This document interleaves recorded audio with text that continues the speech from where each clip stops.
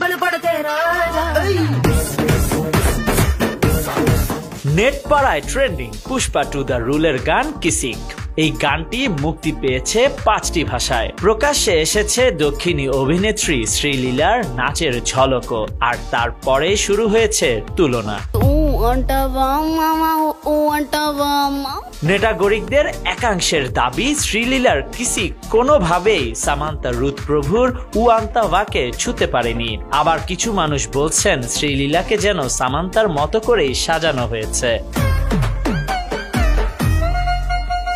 Pushpa to the রুলের item গানের প্রস্তাব প্রথমে নাকি গিয়েছিল সামান্তার কাছে, এরপর শ্রদ্ধা কাপুরের কাছে এই প্রস্তাব দেওয়া হয়, কিন্তু তার পারিশ্রমিক শুনে ছবির নির্মাতারা পিছিয়ে যান।